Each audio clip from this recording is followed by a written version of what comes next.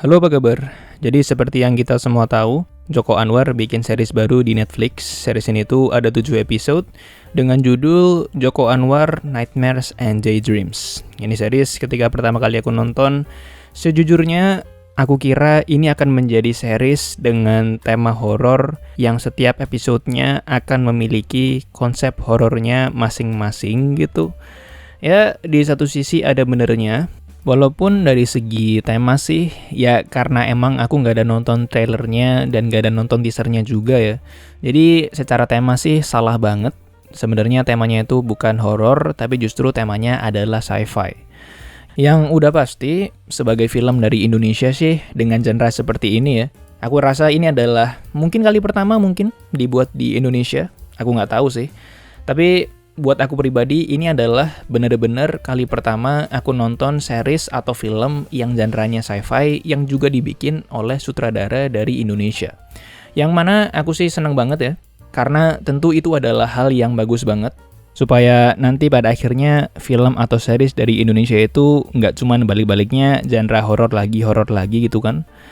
Dan untuk ceritanya, sebenarnya yang tadi aku bilang sih ada benernya juga ya, bahwa series ini tuh setiap episodenya akan punya karakter dan ceritanya masing-masing. Tapi kalau misalnya kamu udah nonton seriesnya, kamu juga pasti akan tahu kalau secara keseluruhan sebenarnya masih ada kesinambungan antara satu episode dengan episode yang lainnya. Dan secara cerita juga sebenarnya masih nyambung.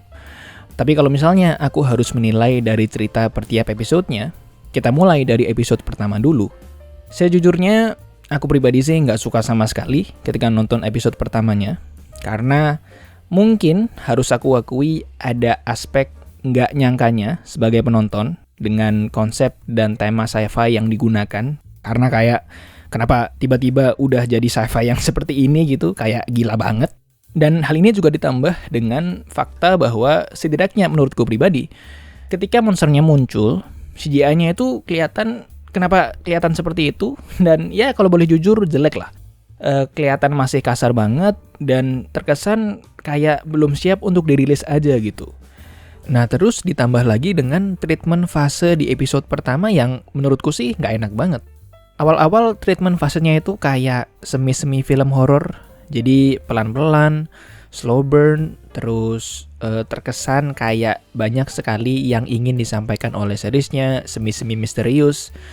Tapi tiba-tiba di bagian menuju ending episode pertama, itu langsung kayak berubah total, jadi tiba-tiba cepet banget, langsung dihajar aja gitu, kayak ayo langsung ke bagian sci-fi-nya, langsung liatin monsternya, ayo bikin penontonnya itu pada kaget dengan kemunculan monster yang aneh dan konsep yang sangat-sangat tidak masuk akal.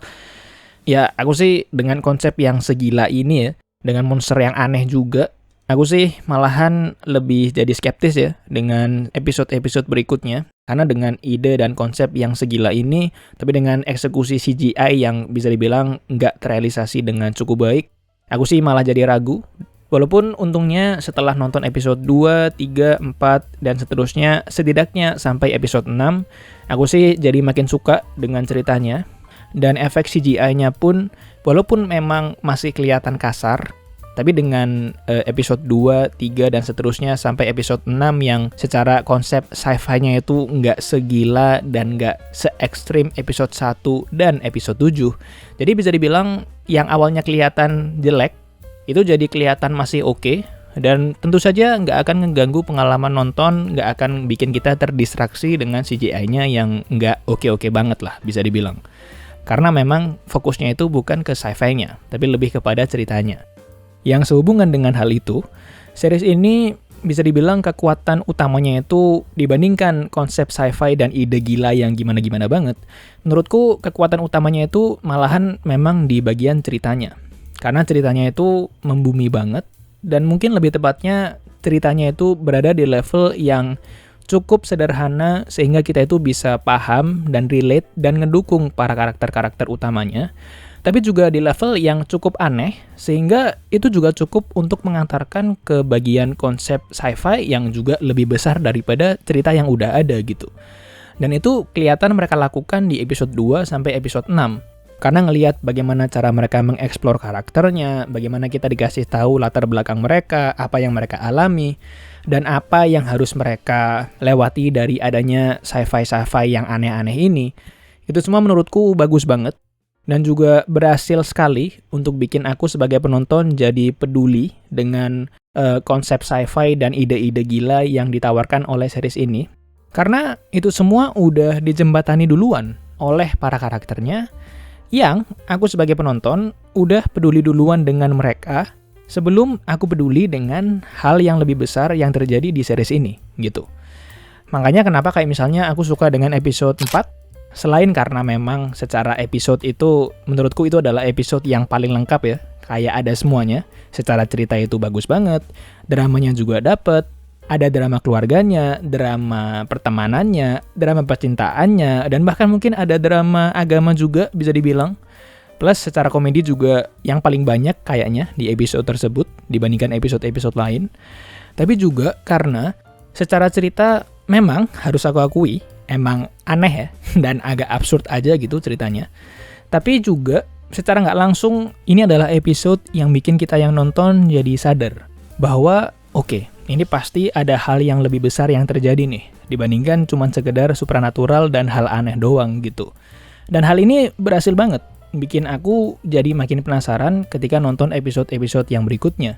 Karena kalau misalnya aku nonton episode 1 sampai 3 dengan pikiran nggak ada kesinambungan antar episodenya, maka dari episode 5 sampai episode 7, aku itu penasaran banget dengan kira-kira apa yang bakalan terjadi gitu.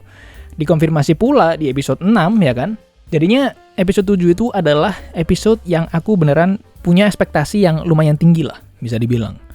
Makanya aku itu lumayan kecewa ketika ngelihat episode 7, kemudian ngelihat seriesnya itu berakhir dengan ending yang kurang memuaskan banget. Seriesnya itu berakhir dengan penjelasan yang menurutku kayak buru-buru, jadi masalah fase lagi-lagi, dan juga berakhir dengan penjelasan yang ternyata nggak gimana-gimana banget.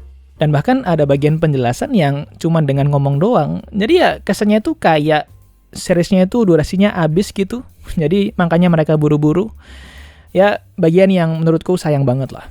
Walaupun aku juga paham, mungkin mereka ngasih ruang untuk season 2-nya. Mungkin. Tapi ya secara keseluruhan, aku sih masih suka sama series ini. Dan aku nggak ngomongin masalah acting ngomong-ngomong. Karena nama pemerannya itu gede semua. Jadi ya nggak perlu dipertanyakan lah ya. Dan memang terbukti mereka juga bagus di series ini. Kemudian dari segi sinematografi, ya Joko Anwar, nggak perlu dipertanyakan juga. Mungkin penjelasan singkatnya untuk sinematografinya itu, semua gambar yang dihasilkan, itu terasa seperti yang seharusnya memang dirasakan. Gitu. Dan secara scoring juga bagus ya, ngomong-ngomong. Penataan musik dan penempatan lagu juga tepat semuanya. Bahkan di momen-momen tertentu yang cukup penting sampai berhasil bikin merinding. Jadi ya oke banget. Intinya dari segi teknis, aku sih suka sama series ini. Kecuali mungkin dari segi CGI dan fase di episode 1 dan 7 ya. Tapi silakan tonton seriesnya. Kalau misal kamu tertarik, seriesnya ada di Netflix. Dan pasti kamu akan punya pendapat sendiri. Jadi terima kasih banyak sudah menonton. Dan sampai jumpa.